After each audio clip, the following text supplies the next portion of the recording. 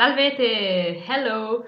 This is a video in English. Yes, because some time ago I was doing a digital decluttering, let's say, and I found this video, which was a live workshop I had in 2020.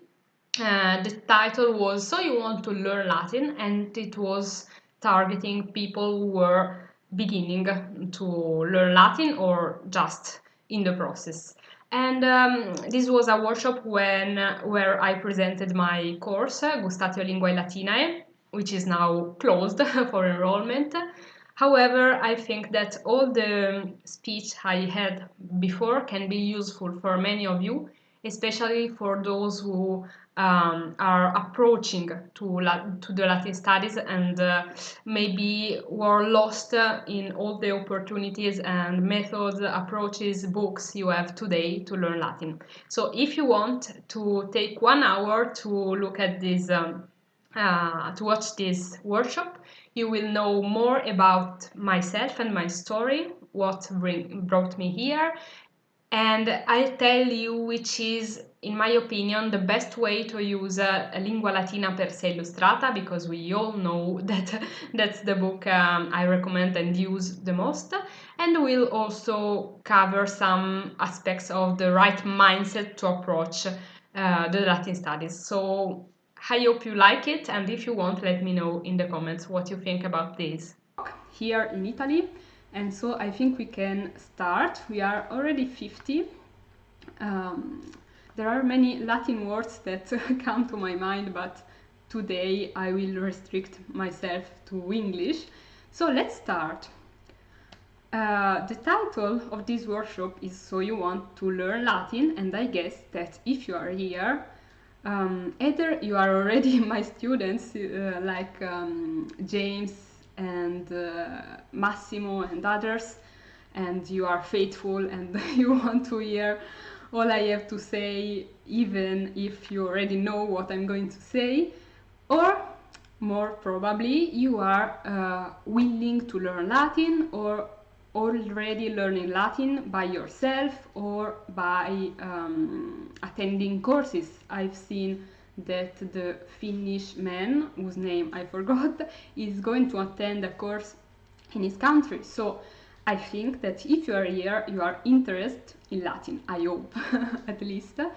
And my mission tonight, or today, is to make you even more passionate about Latin and giving you all the tools you need, in my opinion, to getting started to learn Latin in the best way in 2020. Because today, I'll be talking about this later. Today we are surrounded from resources and content, also free content, to learn Latin, which is wonderful, but it's also a double-edged sword. I will speak about this later. Salve from Belgium to... Okay, so first I will say from Russia, Oregon. Okay, I keep seeing people from all over the world. That's great. Latin is what keeps us united today. Okay, to start, okay, I will just stop looking at the chat, otherwise I can't concentrate on what I'm going to say. And to begin, I will say just in a few words who I am, because I don't know if you are all following me on the internet for a long time. So let's say something about me. My name is Irene. I am Italian, born in Milan. I lived in Belgium with my family for 3 years, but we recently, just 1 week ago, moved back to Italy in a small village near Pisa in Tuscany. And, oh wait, because I'll try to change the slide. Okay, I'm going to do so. Okay. And here are something I did or I'm doing right now concerning Latin, of course.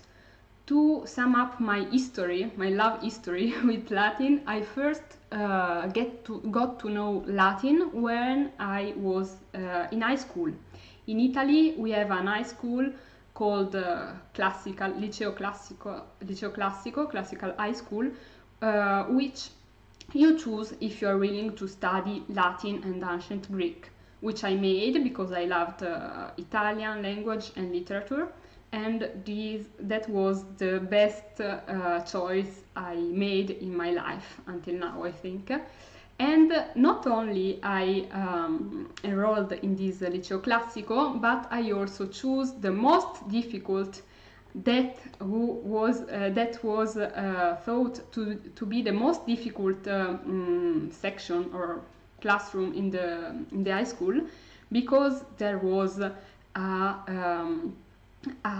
terrible teacher, terrible in the sense that she was both very good but very strict, and she was teaching using Famiglia Romana, the book by Orberg, Lingua Latina per se illustrata.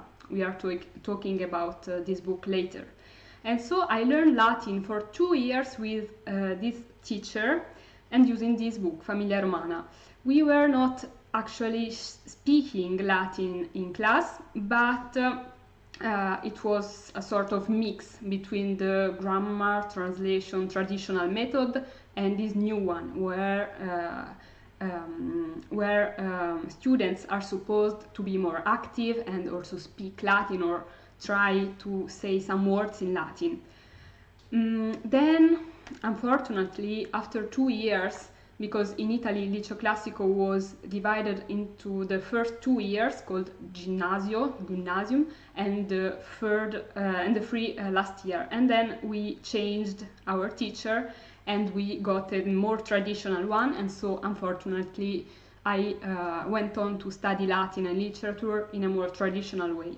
But my love for Latin was already, the damage was already made, and so I went on by myself and I participated to many translations, Kertamina. Those are some, translation challenges that were for boys and girls in the high school, and I won many of them, which encouraged me to go on. And I also wanted to speak Latin, not just to translate it, but actually I wanted to speak Latin and make Latin friends, which I did.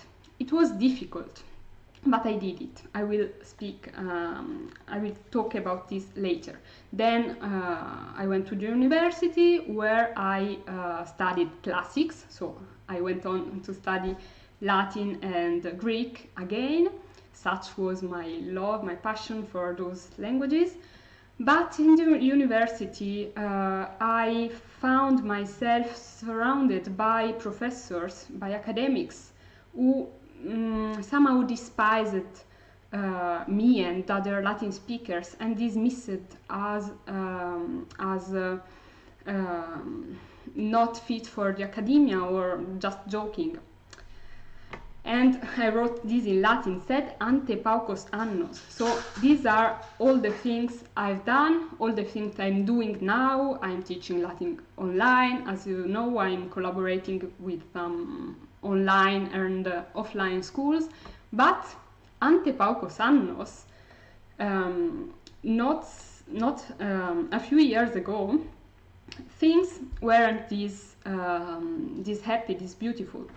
And here, in this slide, you can see all the clouds. The orange clouds are my thoughts, my own thoughts, and the green one are what people were saying to me. So I thought, am I the only one who wants to speak Latin out there? Am I crazy? Because in my classroom, I was the only one who enjoyed speaking and learning Latin so much.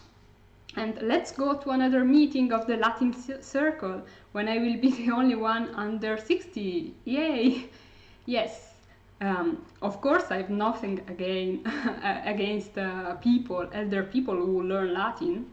I admire them, but you know, when I was at the high school, the only way I found to practice my spoken Latin was search for a Latin circle in my town, in my city, Milan, and fortunately there was one, and a very good one, but the problem was that I was the only one under 60, but really I'm not joking. And so you can imagine the boredom someday. And also when I was at the university, I thought, if my professor finds out that I speak Latin, I won't pass this exam, because as I told you, in the academia in Italy, sometimes, many times, Latin, spoken Latin, and an active use of Latin is somehow dismissed and regarded as a joke, a silly thing. And also, then when I finished the university, when I graduated and I started to study to become a teacher in high school, and I started to teach actually in Belgium and in Italy too, I thought, why do I have to teach Latin this way? I mean, in the grammar, with the grammar method, the grammar translation approach, if I know that there are better options. I knew for my own experience that learning Latin could be both effective and fun, because I had learned Latin this way during the high school. But traditions, and all that it's hard to die in high schools and in the academia. So I was forced to use some imposed method in which I didn't believe, and I couldn't speak Latin in the classroom, which I regretted a lot. And things that people were saying to me was, studying Latin has to be painful, it forges the mind. This is a common place we always hear. We keep hearing about Latin. Latin has to be painful because it's like gymnastics for the spirits, and learning Latin we get to, develop some thoughts, skills, which is true, but it's not true that learning Latin has to be painful to be effective. And then at university, professors would say, you are just playing, that's not serious, you can't speak Latin in the academia. And my colleagues and my principals in schools said, we have always done this way, this is tradition, you have to use the school book that my grandmother has used, and no innovation, no new methods. Okay, so this was the situation some years ago. But then, as you see, I'm now able to teach Latin with my own rules on the internet and offline too, when I can, which I enjoy a lot because I believe in the method I used, and I want to make people passionate about Latin. So now, after having told briefly about myself, I want you to think about yourselves and think, where are you today, concerning Latin, of course. If you are here, you can be maybe an absolute beginner who is considering starting to learn Latin. Or maybe you are someone who studied Latin in the past, in the high school, at university, or by yourself, but then life happens and you forgot it, but now you think it's the time to pick it up again. Or maybe you are a self-learner, you are studying Latin with some book or online, and you are looking for some ways to make your learning better. Or, which is the case usually during my webinar, you are maybe a Latin teacher already who is looking for new methods to use in the classroom in order to make their teaching more effective and fun and enjoyable for students. So take just a minute to think about this. Where are you today? And if you want to share your situation, you can write in the chat, and I will take 2 minutes to read your messages. If you don't want to, of course, you can just think about this, but as this is a workshop where I want to motivate you to learn Latin, this is a step we cannot skip. So assess your situation, the relationship between you and Latin today. How would you describe it?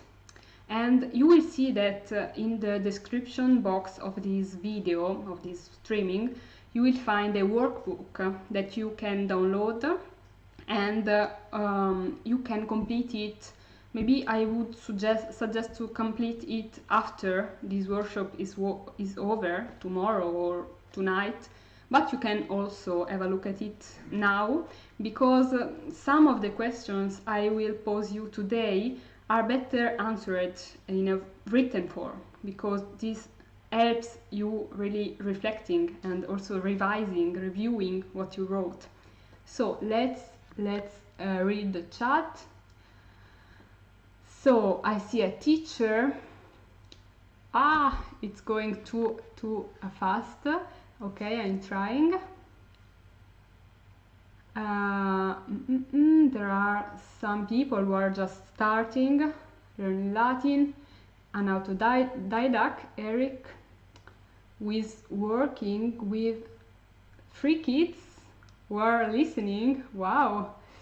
I see some beginners, someone who is on chapter 10 of Famiglia Romana. Well done. It's going too fast. Okay, someone, Ario, who has studied Latin in the high school in Italy many decades ago, close to a beginner. So I see that many of you are beginners and some of you are teachers, who some like Peter are already in my course. Okay, Jose says that he has already studied it, forgotten, and now learning again, which I think to be the situation which fits many of you. Armani started 2 months ago.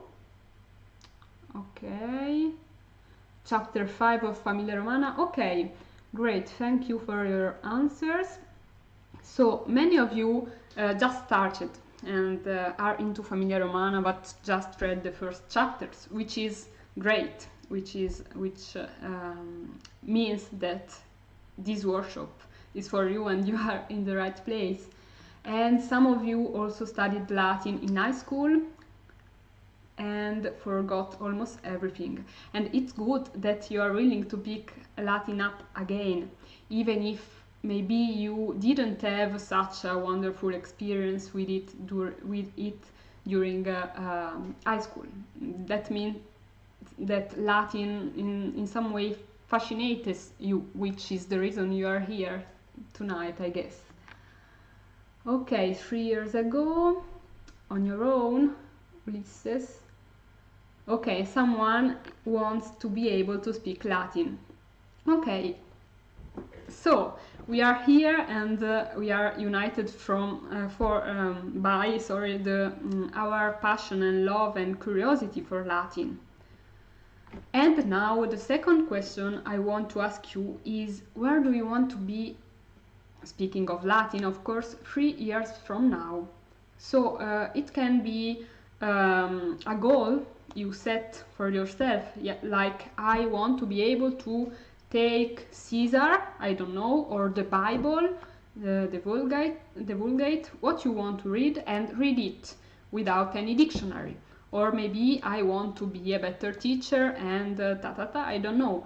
Or I want to get to chapter 20 of Famiglia Romana. Think about it for yourself and really close your eyes and try to imagine your relationship with Latin 3 years from now. What do you want to be able to do? What experiences do you want to be able to live? And if you want, again, I invite you to share your thoughts. Okay, I want to be able, Nina says, to read 17th century's Neo-Latin. Yes, that's specific enough, and that's really interesting as a goal. I would love to speak it and be able to read classical authors without problems, which I think is the goal of many of you. Reading Latin literature and being able to access it without pain, without taking weeks to read 10 lines, to translate. Speak with friends in Latin, yes, which is something which we can do today in 2020, which is amazing. There is a community of Latin speakers. Read Cicero with some speed and confidence, so read authors, speak Latin, and start a YouTube channel of spoken Latin. Great! A fellow YouTuber. I want to be able to read. Okay, I see that most of you want either to be able to speak or to read classics, which was what I expected, because I know that, of course, Latin is a language which carries with it a treasure of literature, and some of us, of course, want to access it. Some others want just to speak, but I think that for most of us, the two goals that are speaking Latin and reading Latin goes somehow hand in hand. They are tied with each other. Okay, this workshop wants to tell you how you can get to your goal, whether it is to speak Latin, to read Latin, to have Latin friends. So, shortly, because I'm already chatting a lot, what are we doing today? We are first setting the right mindset. This is a workshop about setting mindset mainly, because to learn any language, and Latin mainly, we have to start with a good mindset, or with a good foot, as we say in Italian, which is the best method for me to learn Latin. I think it's not a secret, but I will go in depth with it. How to complement this method with all the resources you find on the internet today without getting lost, because this is the risk. Which are the common problems and the possible solutions for those who are learning Latin as an autodidact today, and then my proposal for those of you who are ready to take the next step. And I guess that some of you already know what I'm talking about, but you'll see. And then you'll have the opportunity to make some questions, ask things, or just share your own thoughts about this. So first, let's set the right mindset, because if the mindset is set right, learning any language, and Latin in particular, will be a more easier process. First, you need to find your why, the reason why you want to learn Latin, and you just shared this reason now, because the reason can be the situation you have to be in 3 years from now. And in the workbook you will find some written exercises where you can find your why.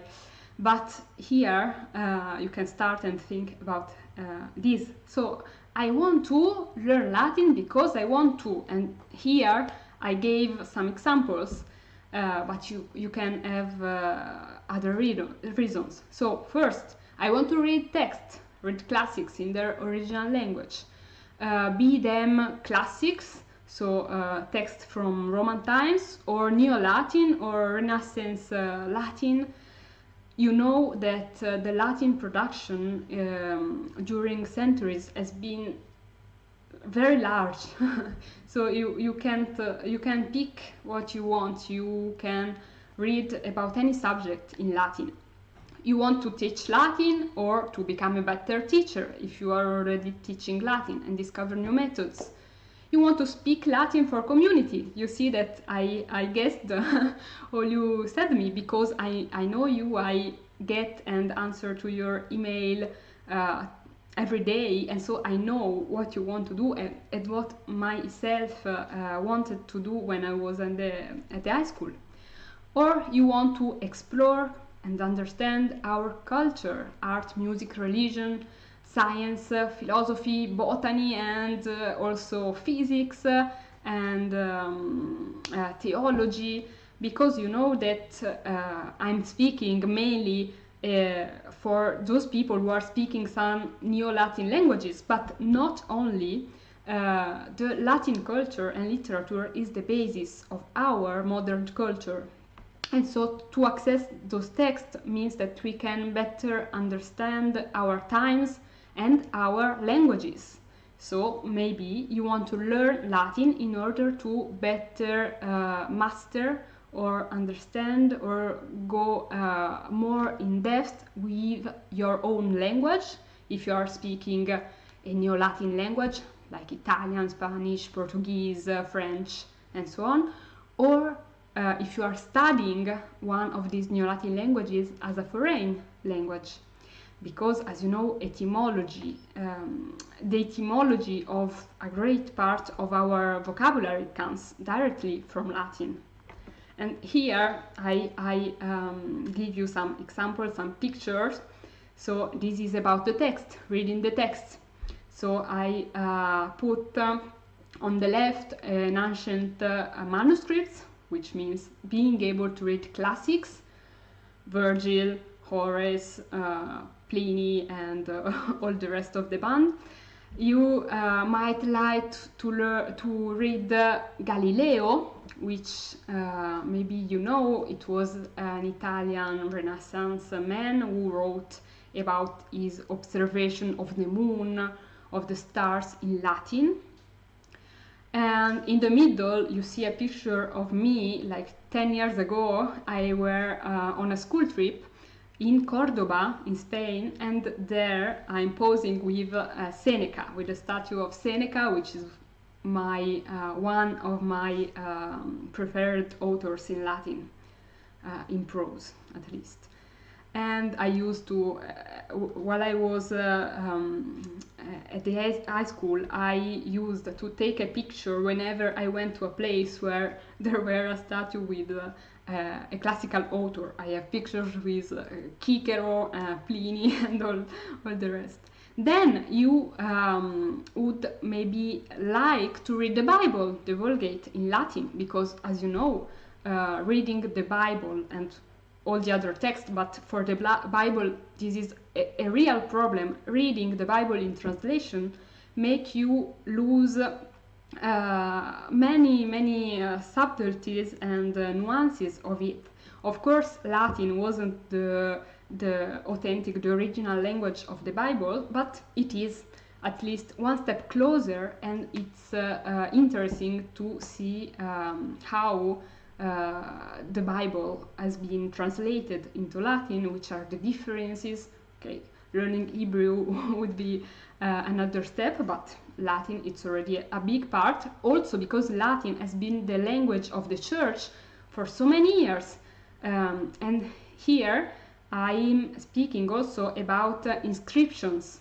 You have, if you go to Italy, but not only, in Spain, in France, you will see everywhere Latin inscriptions, like this one, in churches, in roads.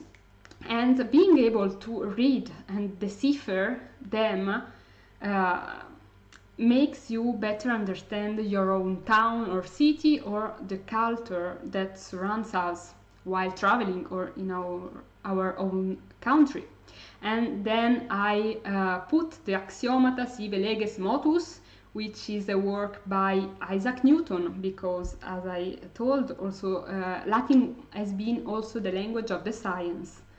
So mathematics, physics, natural sciences all passed through Latin. And again, music. If you sing in a choir, mainly sacred music, as I did before COVID at least, you certainly are used to singing in Latin, and it's beautiful to First, to know the right pronunciation, because in choirs there is in choirs, sorry, there is always someone who is asking, how do I pronounce Latin? And you could be the one giving the right answer, but you can also be able to understand actually what you are singing.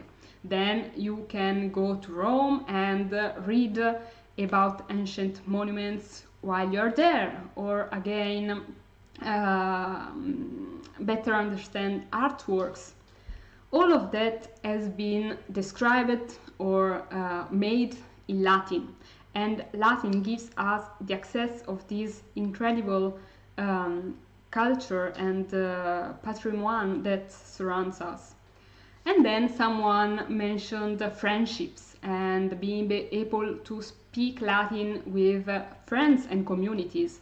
And that's something that 10 years ago that I wouldn't believe possible 10 years ago, only 10 years ago, because I told you when I was at high school, all I could do to practice my Latin was to go to the circle where there were just old women who used to listen to the mass in Latin and wanted to refresh it, or old men who were indeed very cultivated and passionate, but I wanted I wanted to make real friends with other boys and girls, and now with adults speaking Latin. And today we can do it. There are plenty of conventicula, of summer schools around the world. Not this summer, unfortunately, but hopefully they will begin again. And here I put some picture. Here on the upper right was my first conventiculum in Latin. I was in Rome at the Accademia Vivarium Novum, and back then I didn't dare to really speak Latin, but I was starting to get used to the language, and I made Latin friends. On the left you see a picture of us during that same conventiculum. There were some girls and a boy, and the man you see with the red shirt was a really famous French professor who was playing, I don't know, we were playing a words game in Latin, who was playing with us, and of course we were thrilled to be together with such a great professor. And again we took a bath in the natabulum, how do you say it in English, in the pool in the Accademia Vivarium Novum. And while we swam and played in the water, we talked to each other in Latin. These are great experiences.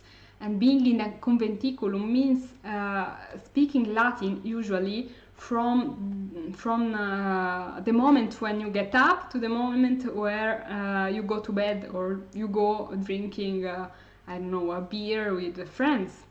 And in the bigger pictures, that's me with plenty of other people last summer in Spain, in Madrid, in the conventiculum called Caelum, which I recommend to anyone because it's so fun. I wonder how you play Marco Polo in Latin.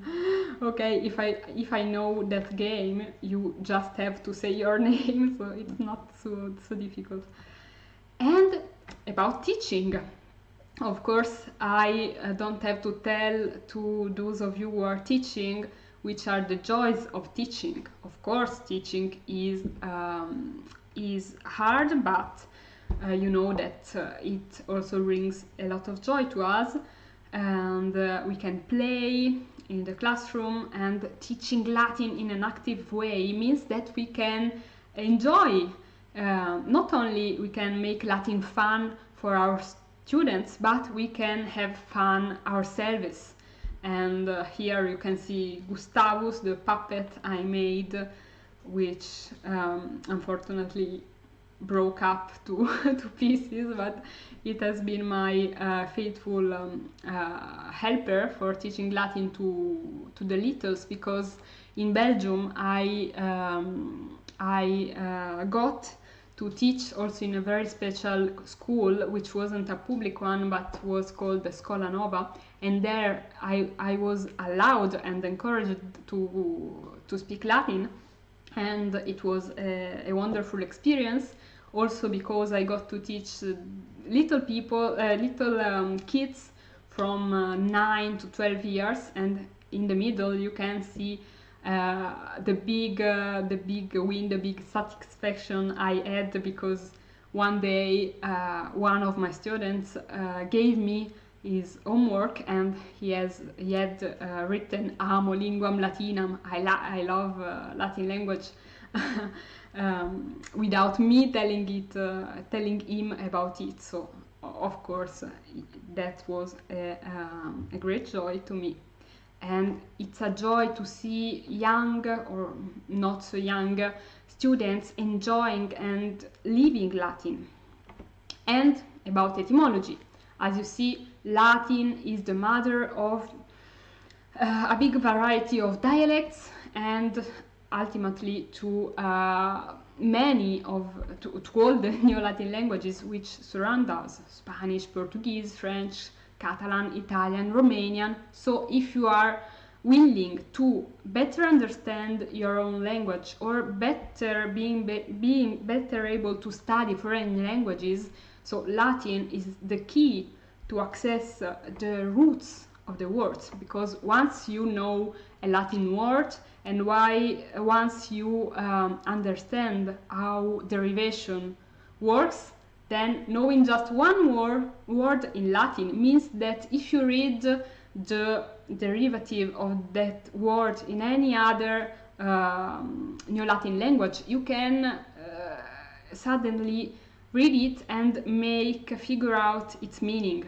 There are exceptions, of course, but as a general rule, Latin, at least this is what I found with my own experience, Latin is a booster to learn other foreign languages and to better know your own. I learned many things about the Italian language just after having learned Latin, because you can see the words of your language under a new perspective and with a new depth. Okay, let's go on, because I'm talking too much. So setting the right mindset also means to make time, because if we want to learn another language, be it Latin or another one, we have to make time for it. And in my opinion, and I'm not the only one to say that, consistency is key to this, because it's better to study 10 minutes, 15 minutes every day than 2 hours every now and then forgetting about it for weeks. So if you have time, find if you can set a slot of time in your schedule, or if you don't have time, just make time. You can get up earlier, you can use dead time. Today we are lucky enough to have Latin podcasts, and you can listen to podcasts in a commuting, walking, grocery shopping, or tidying up the house. You can diversify inputs, which means that if you don't have the time to read all day long, which is natural, you can listen to podcasts, you can watch videos on YouTube. We have plenty of Latin materials.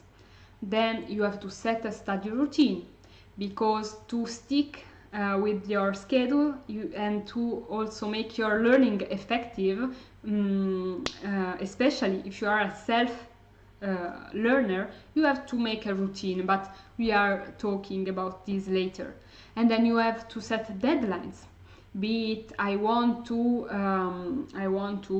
I don't know, read 10 chapters of Famiglia Romana by, I don't know, November. These deadlines, that's common sense, have to be both realistic and challenging. You must be able to reach them, but they also have to keep you engaged, and they have to challenge you. And how to keep yourself motivated, because Sometimes we start with a new project and then after 3 days we just quit, we give up. How to keep yourself motivated? Nowadays, you have a lot of assets. The first one, I would say, is an internal one, because you have to keep your why in mind. Before we found your why, and you also find an exercise in the workbook, and you have to keep a clear image of where you are today with Latin and where you want to get, because just only keeping this why in mind, you can keep yourself motivated. You have to have a goal, a picture in your head. Then you have again to set small goals to track your progress, even if it's just reading and understanding 10 lines of Famiglia Romana, of Caesar, of Cicero, and celebrate your successes. You can perhaps buy a new Latin book, or I don't know, reward yourself with a cake, I don't know. And today, this is important, you can count on the accountability of a community of Latin speakers. So you can share your journey on Instagram, Twitter, on the social network. Or you can just find Latin trends, both in real life or in the virtual life, and get a buddy who keeps you motivated and keeps you going.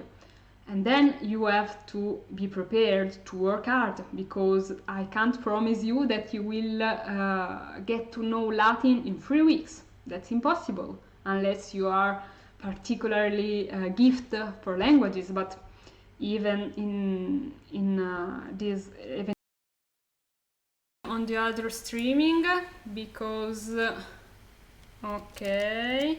So okay, I think that we lost someone, but no problem, the image is frozen, you can see me, ok. Penso che questa sia morta.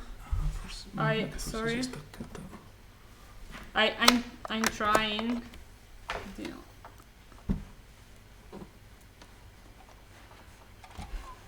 Posso lasciare perdere? Ok, stay here. I'm just trying to fix the thing. At least you can hear me. I'm coming back, I hope. Ok, cambia anche il microfono se non mi sento più. Ok, I think you can hear me. Ok, you can see me now. Can you hear me? Can you see me? Now it works. Okay, sorry, I changed the webcam because I think that the issue was with the webcam. So can you please, sorry for the inconvenience, it wasn't the Italian connection fault, but my webcam was in charge, I think. So please tell me where did you get to. I think that you arrived here. Did you hear me when I spoke about this? In any case, I will just resume the things because we are, yes, my supporter is my husband who fixed the problem, and I'm just, we are here to keep myself motivated, thank you. Okay, the before and after. So I'm just saying to my husband, who is in the other place, if he can try to fix and maintain the streaming I already made, because tomorrow I will send you the replay, and so you will hopefully have 2 streamings, but you will be able to see them. Okay, I'm here, grande marito, thanks to my husband, who is the technical supporter.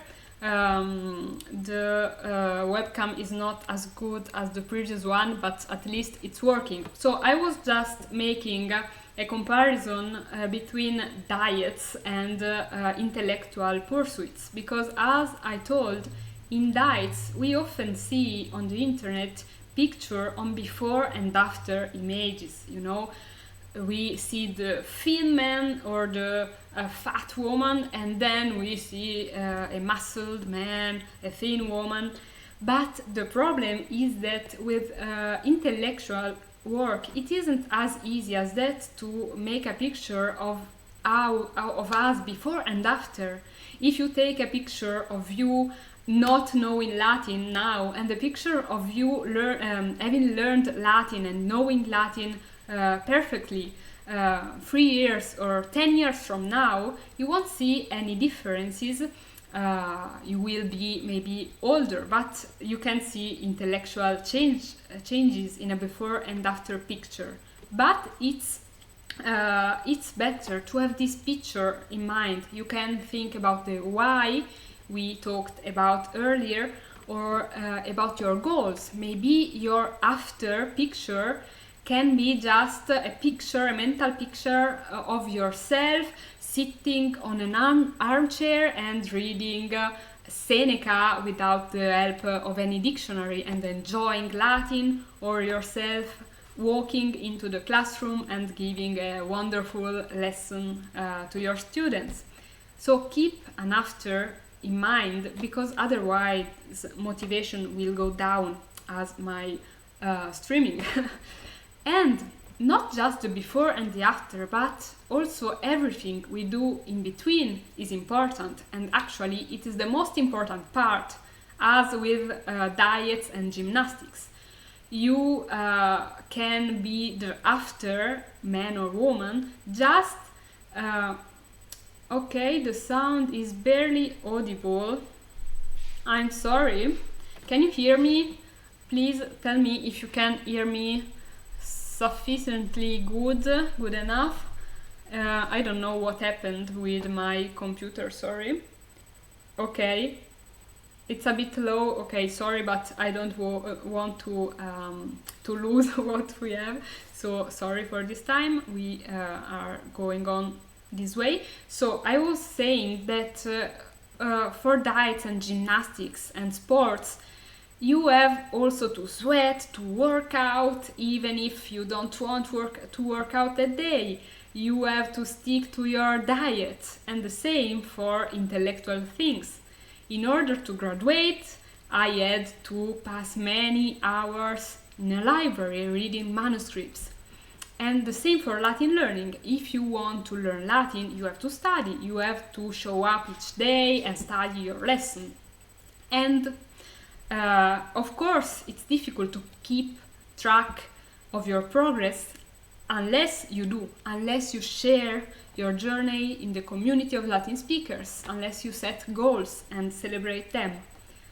And also, everything in between can be enjoyable if you pick the right method for you, and we will talking about the method later. So think about your before, that is your situation now, your current situation, and keep in mind your after, the man or woman or girl or boy you want to be, let's say 3 years from now. And this why will keep you motivated. Let's come to the most important part of this presentation, the best method. The best method is the one that works for you. I don't believe in dogmas in Latin learning. There are many good methods, and eventually everyone has to pick the method which is right for him or her. But I have my own idea, and as you already know, I believe in methods who don't focus on the grammar and translation approaches, which were the one that everyone used in Italy at least 20, 30 years ago, and nowadays they keep up making Latin boring and making generations of students quitting Latin because it's boring and too difficult. No, I believe in methods which focus on the text, on the comprehension of the active use of Latin, and even if Latin is a language, is somehow a dead language, because there aren't native Latin speakers today, even if they are starting to show up. So If you studied Latin with the grammar translation method, you maybe remember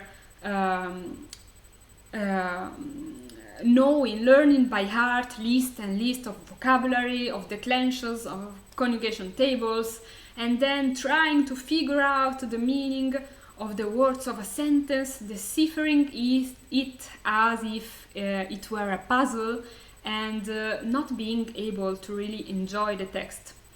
With other methods, with the methods I prefer, you start to approach Latin as if it were a living language, as if you were learning English or another foreign language. And so words, you get to know words in a context, and this way remembering them is much more easy. And then when you have to face a classical text, an authentic sentence, you will get the overall structure, you will get some words of it, because you already will know lots and lots of words, and maybe you will just have to pick up the dictionary and look up for one word of two of which you are not so sure, but you can also use your intuition to grasp the general meaning of the sentence,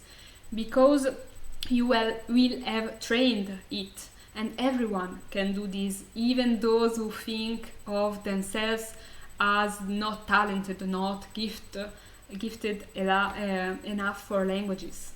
So this is the book I always recommend, the book on which I learned Latin myself in the high school, and the book I usually use with students. This is Lingua Latina per se illustrata, Famiglia Romana, by the Danish Professor Hans Henning Urberg. This book is part of a movement that started in Europe in the 60s, 70s and 80s of the past century, and it's part of an approach usually referred to as nature method or natural method, because it was not just for Latin but also for living languages, for Italian, Spanish, French and German and many others.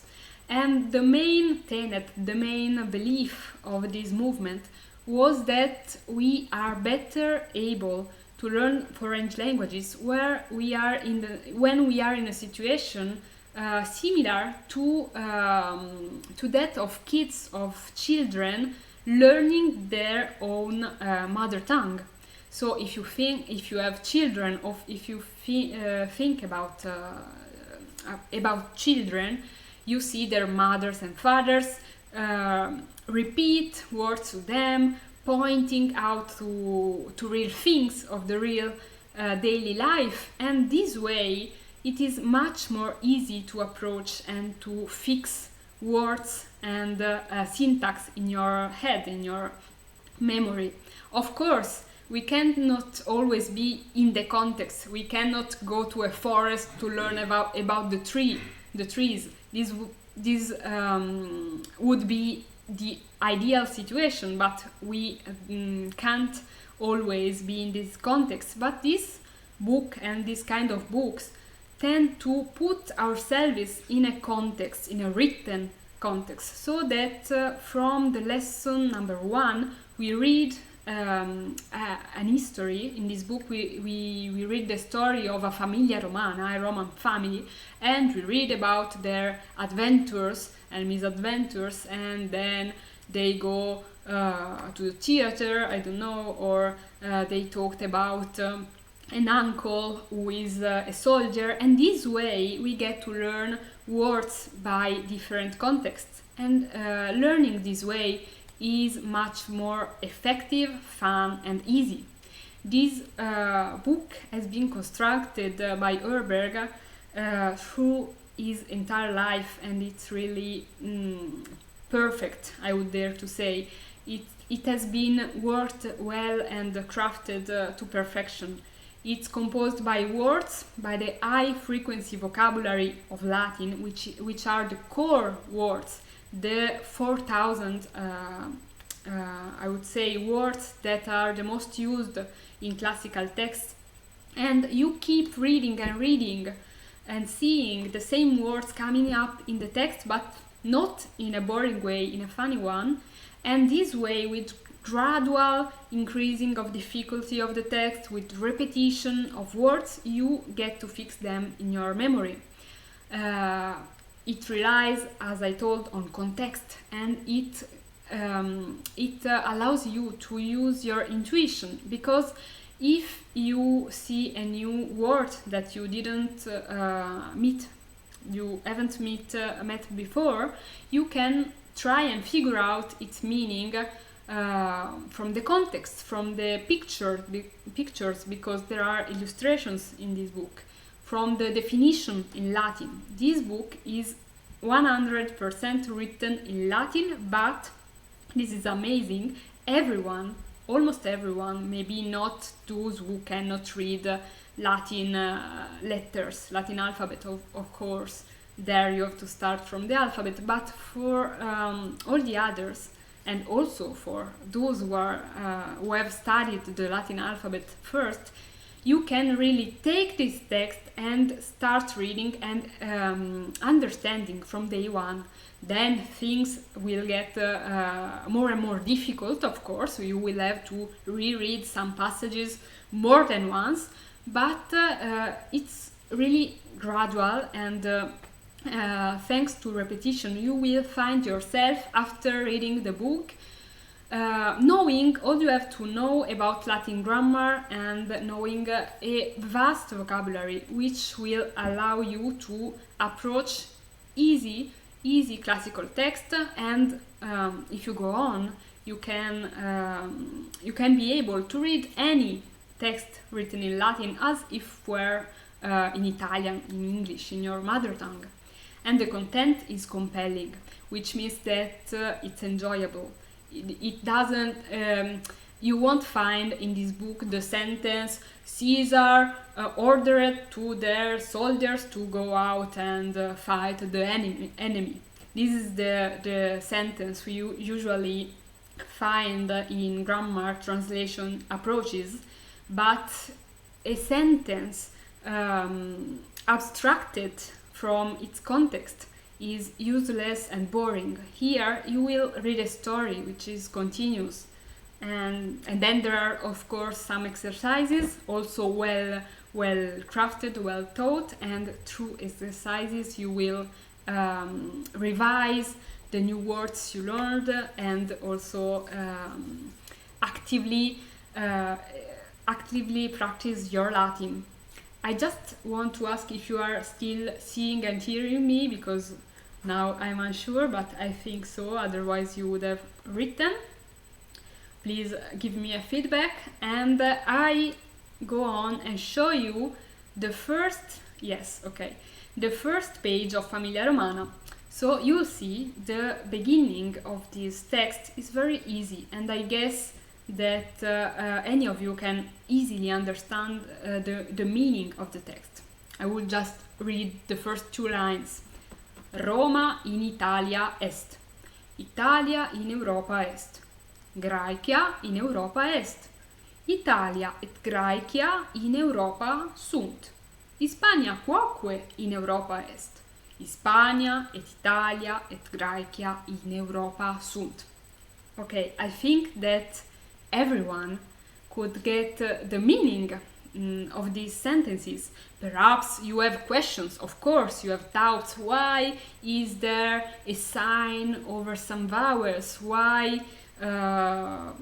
You surely have a lot of questions to ask, but going on and on with the book, you will have the answer of all of these questions, and you will always have the impression, and it is not just an impression, but it's reality, that you are understanding the text. You are reading and understanding Latin from day one. Imagine, after having finished this book, what treasure of vocabulary, of syntax, of grammar, of readings you will have achieved, which will allow you to read classical text and any text written in Latin. This is another example because as you see, there is plenty of illustration, but everything is in Latin. You have in the margins some words explained in Latin. So Latin is taught in Latin. The name of this book, the headline is Lingua Latina per se illustrata, which means Latin explained through Latin, in Latin. And now, sorry if I'm going fast, but we lost some time and I have to catch up. I'm here to give you a self-study routine with LLPSI, which is Lingua Latina per se illustrata, this book. So if I managed to persuade you to use this book, which I hope, because honestly it's the best I know of today, this is the routine I suggest using for this book. So the ideal would be that you study 1 hour each day. Of course, not everybody can schedule 1 hour of Latin learning every day, but you can try and adjust this routine to your time availability. But I suggest that even if it's just 15 minutes a day, you are consistent. So what you should do? This applies from lesson 2, of course, because the first step is to review the previous lesson. What do I mean? First, you should redo the pensa. The pensa are the exercises. Do them again so that you refresh them. Then refresh the vocabulary and the morphology. This can be done in a written form, which I recommend because writing helps us memorizing. In the form of a quiz, you can cover up the definition in Latin or the synonym or the contrary of a word and figure out the other side of the list. Or you can make flashcards. This is up to you. Then, if you have the time, you should reread the previous chapter of the part of it you have read the day before. Then there comes the core of your routine.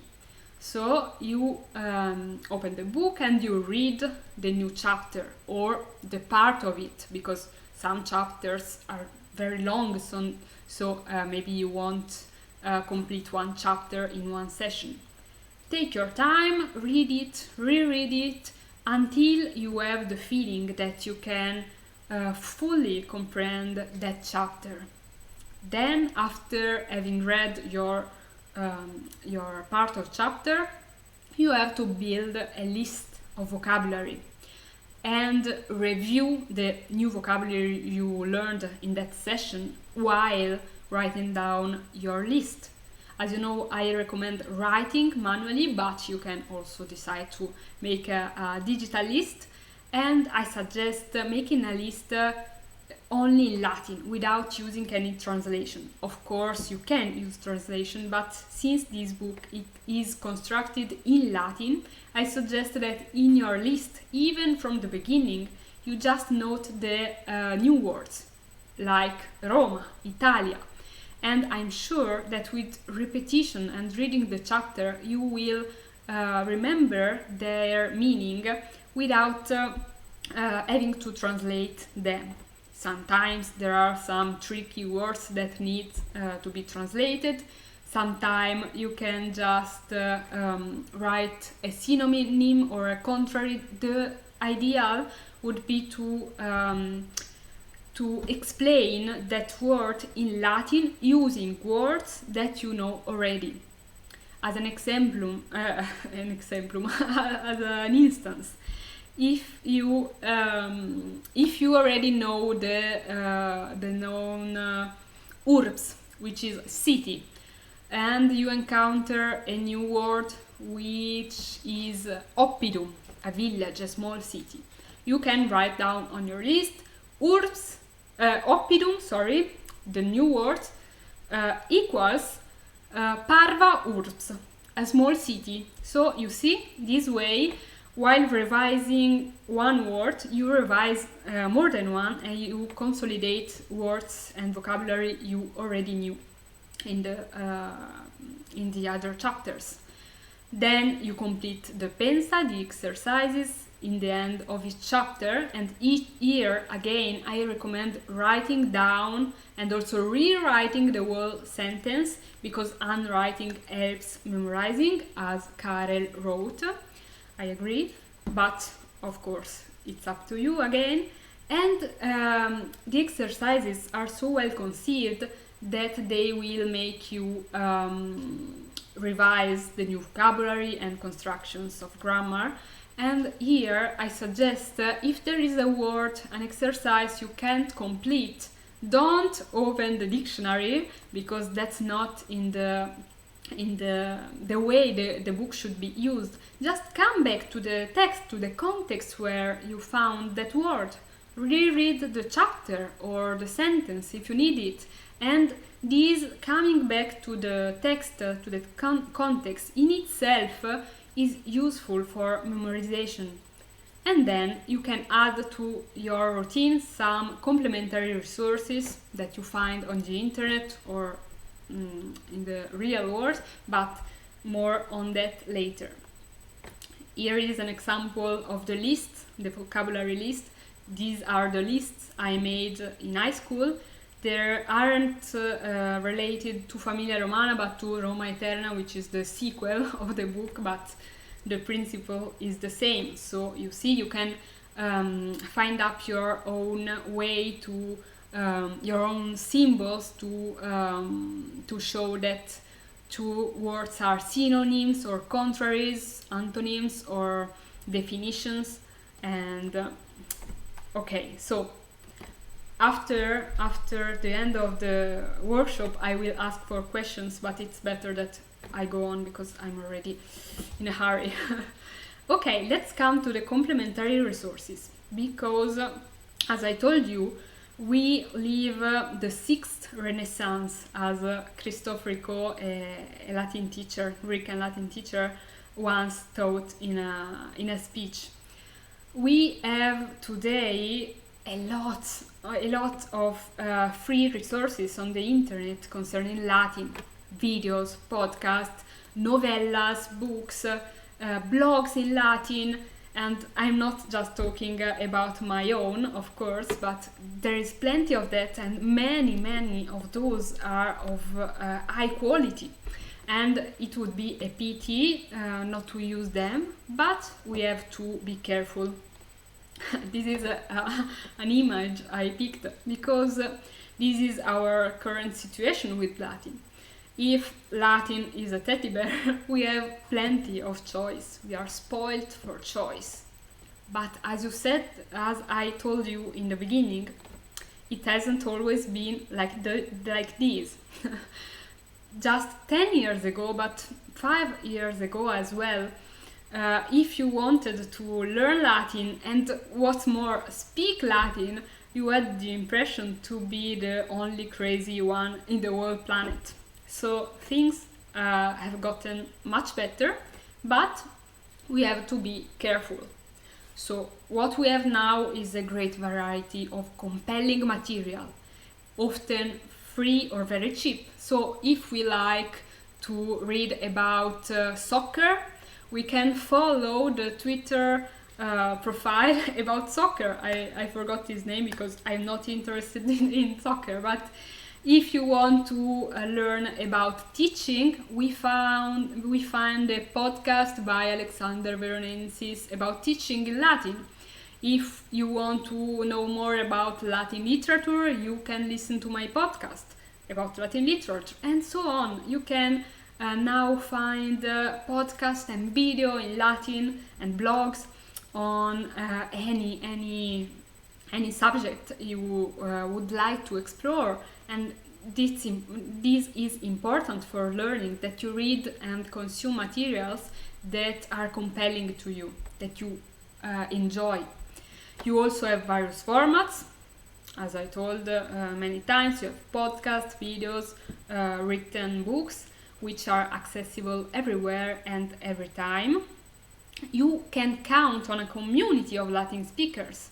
There are online chats, chat rooms, there are live conventicula when the COVID is not is not there, and you can count on the support, on the accountability of people who are learning Latin just like you all around the world, which is a great asset. When I was there in the Latin circle of Milan 10 years ago, I would really like to have something like that.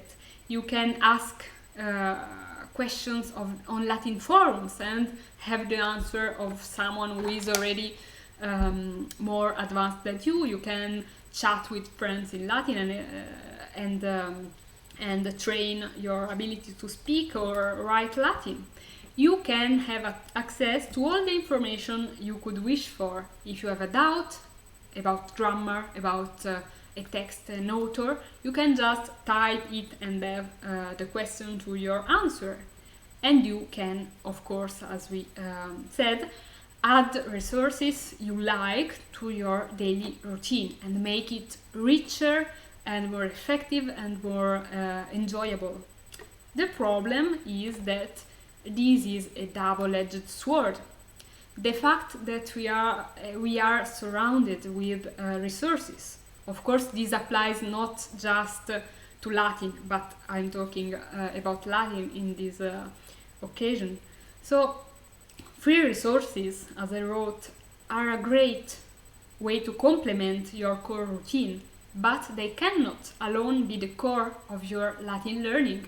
They can't if you want to be serious about learning Latin. Because if you want just to listen to Latin and go and say to your friends you watched a video in Latin on YouTube last evening, okay, that's fine. But if you are serious about learning Latin, if you really want to master it, read texts and speak Latin, as someone told, you have to build a solid core of your learning, and then yes, you can add and pick here and there, but other problems, other traps that we encounter today, being surrounded by this quantity of free content and compelling content, is that someone who is beginning to learn Latin isn't always necessarily able to select, to make a selection and pick the material that suits their current level, which a teacher can do. But someone who is studying alone, a self-learner, has difficulties, and I have seen many times people who are writing me or telling me, I can't read this, it's too difficult, I quit Latin, or I have a doubt on this. Okay, but you are on the second chapter of Famiglia Romana and you are trying to read Newton in Latin.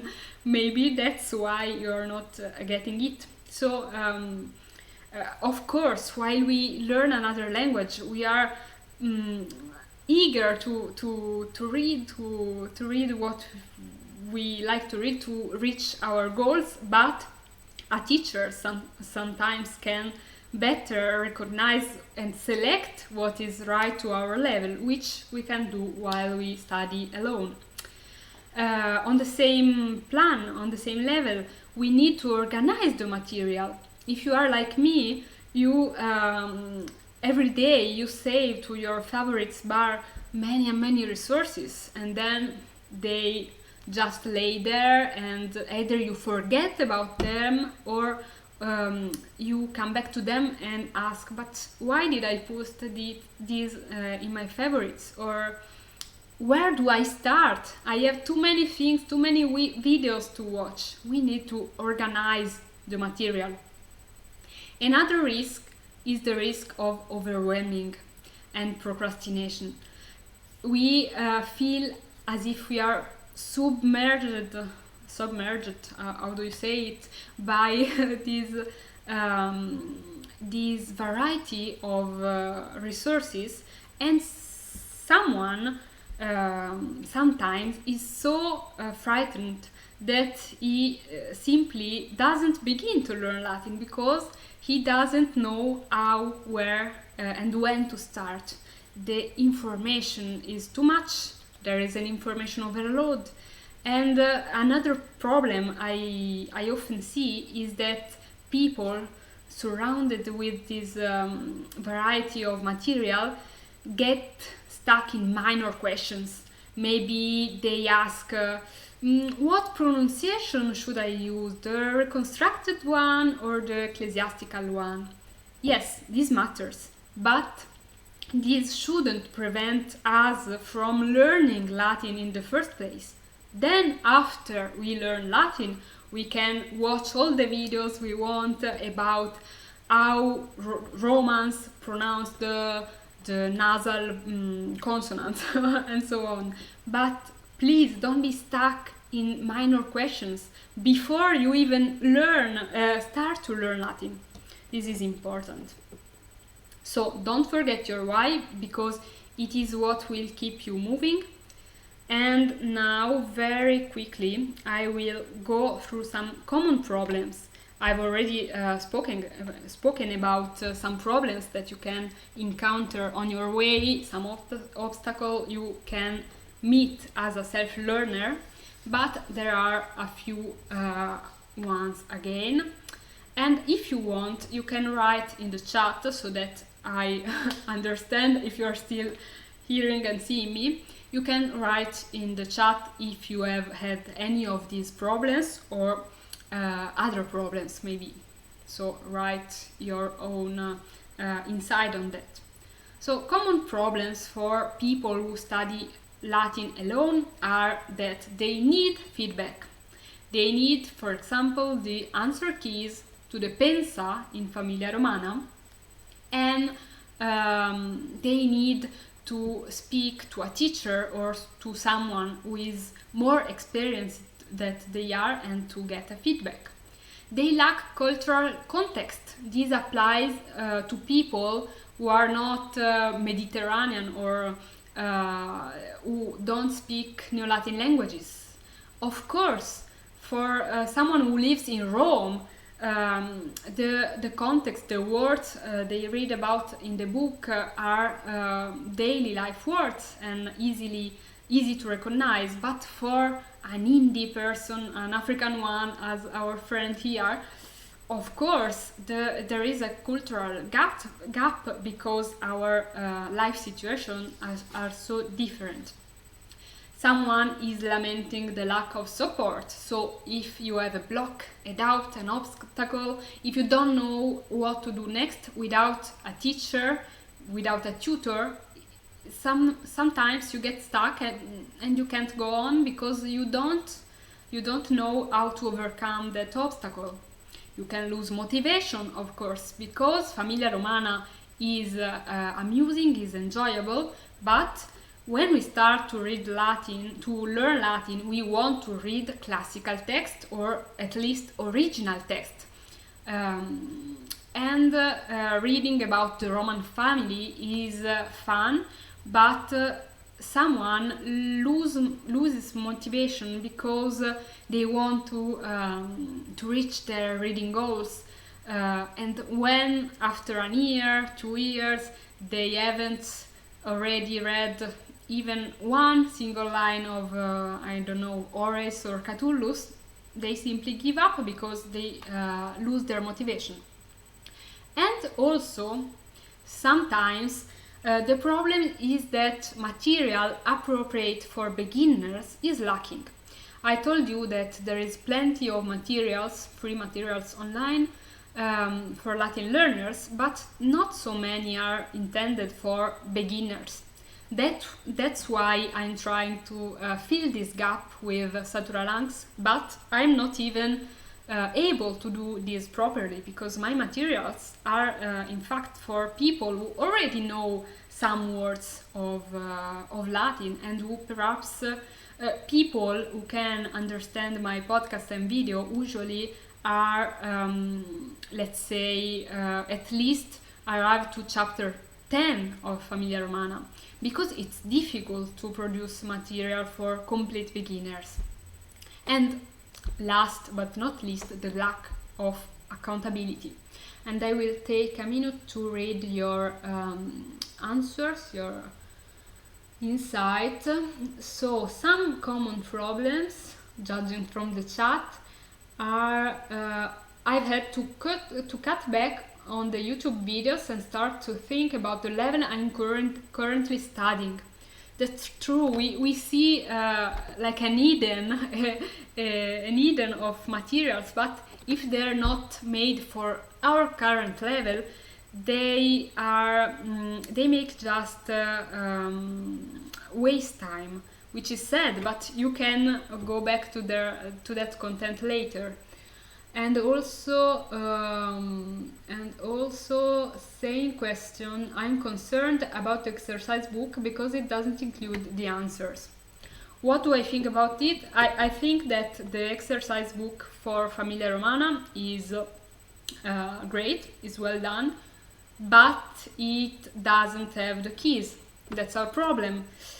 Someone searching hidden places on the internet is able to get the keys for the pensa of Famiglia Romana, but there isn't, to my knowledge, a real book we can have with the keys. That's a problem, and a problem you cannot solve if you don't have a teacher, because yes, you can ask for feedbacks, but if you ask someone who made errors, you just you don't have the right keys.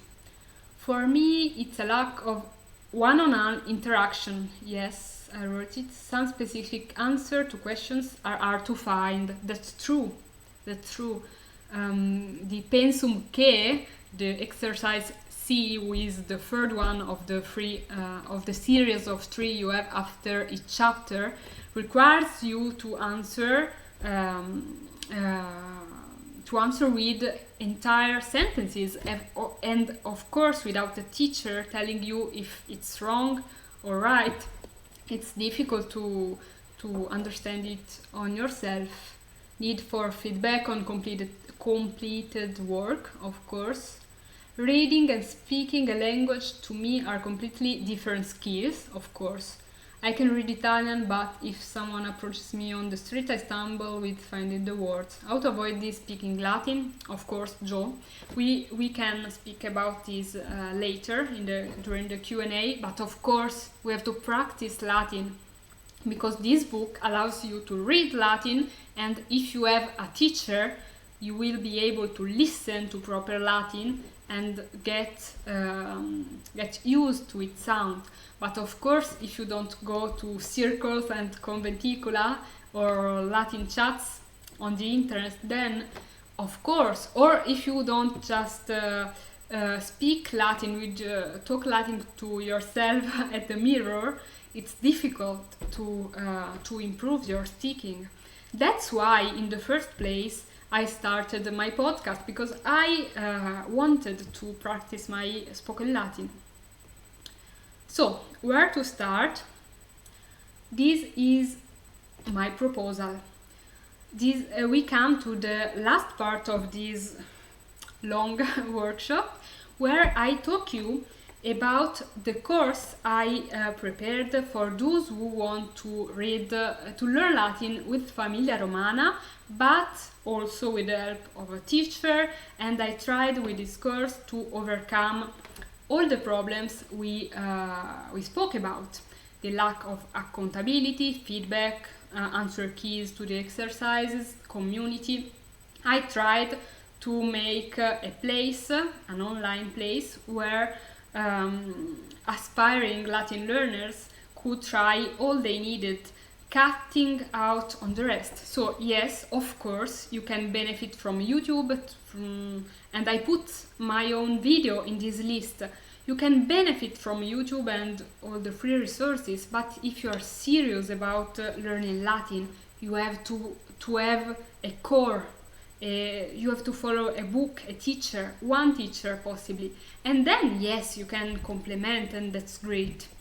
So my course, the title of my course is Gustatio Linguae Latinae, which means a taste of the Latin language, and it's a course for beginners to learn Latin and all of the words which surround Latin. So also you will read text, know about Roman culture, everyday life, and I will come to this now. So what is it? Gustatio is a video course for beginners. So the course is hosted on a platform made by my husband, of course, and it's a pre-registered course, which means that you can access it whenever you want. This is not live. This is composed by a series of videos you can access when you want and where you want, and it's a course based on the book Famiglia Romana, to which I added some of my own material. So after the course you will have read the whole book Famiglia Romana, and you will know all of the basic grammar of Latin and around 4,000 Latin words, which is the high frequency, the core vocabulary of Latin, which will allow you to go on and read text in autonomy. Of course, you will have to transition between Famiglia Romana and classical text, but in the series Famiglia Romana there are also some simplified classical texts which are a bridge between Famiglia Romana and actual Roman literature, Latin literature. And to this book I added, in the form of video lessons, some additional material. So you will find the answer keys to the Pensa, of course, so you can have a feedback. You will find, after each of the 35 chapters of Famiglia Romana, you will find a graded reading of some Latin literature, and I will talk about this later. By James. Okay, James is a student who is already in the course and says it is a great course, I highly recommend. Thank you. Irene is a great teacher. Thanks, James, and goodbye. I was speaking about graded readings. So on my YouTube channels there is a graded reading about Cicero and about Seneca, and if you downloaded the free lesson about Catullus, you already know my way of teaching these graded readings. What is that? It is for each of the 35 chapters of Famiglia Romana, I picked a text in Latin, a real text, not a text made up by myself, and I teach that text 3 times. We read it together 3 times in a video lesson, and I will hopefully bring you to the most simple version to a more difficult one, and then I will bring you to the full comprehension of the original one. And this I made for each chapter. So you can imagine that for the first chapters I selected easy text, like some proverbs, but going on and on you will have a taste of the most important text of both classical and after classical literature. More on them later, and after that I will read the chat and answer to questions. Then for each chapter of Famiglia Romana there is also a video where we review the grammar and the syntax of the text and the vocabulary as well, and another video in which I talk about Roman art, culture, and you will know more about the everyday life of an ancient Roman. And what is special to this course is that it is 100% in Latin, in spoken Latin. you will have just 3 short video as an introduction in English that explain you how to use the course, but then everything will be in Latin from lesson 1 because I wanted to preserve the natural method and the approach used by Orberg in his own book. So I follow Famiglia Romana and I speak in spoken Latin, but I promise you that you will understand from lesson 1. This is a common objection I get. Will I be able to understand? Yes, because as I told you before, the first sentence of the book is Roma in Italia est. And then all is going to be so gradual, so full of repetitions that you will always understand what I am saying and what the text is saying. Of course, there are passages you will re-listen or reread, but in the end you should be able to understand everything. I believe, but you already know if you were with us tonight, I believe that grammar should be the means towards literature and not the purpose, the goal of the whole learning. So yes, you will have grammar videos in my course, but grammar is is ancilla linguae latina, is like at the service of reading, of speaking, of actually comprehending, understanding Latin literature. I believe in living and enjoying Latin, and I tried to make the course as fun as I could, and the book Famiglia Romana helped me because it is already compelling and fun to read. Latin is a language, although dead, but it's a language, so we should use Latin to communicate, to speak, to write, to read, to listen to.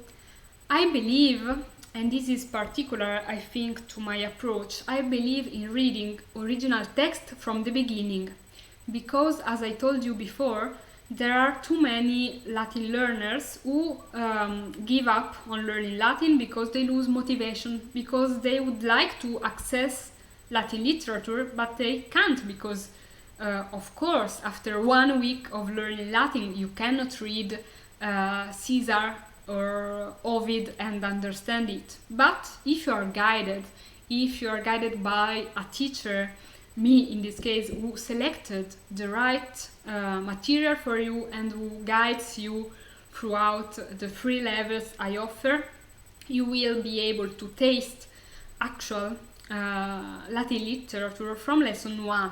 Of course, it will be simple in the beginning, but then it will get more and more deep and difficult.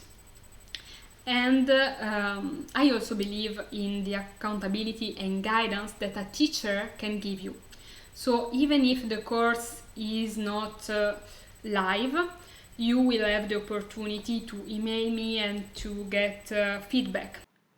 Optime, I hope you enjoyed this workshop and it gave you some new perspectives. Now, if you have any questions, don't be shy, please ask in the comments. I'm here to help and guide you towards what's best for you. And if you want to be informed of the next opening of my course, Gustatio Linguae Latinae, which has been changed and improved from the version I presented in this video, the best thing you can do is enter my newsletter, which you can do by downloading the free lesson about Catullus. You find all the links in the descriptions.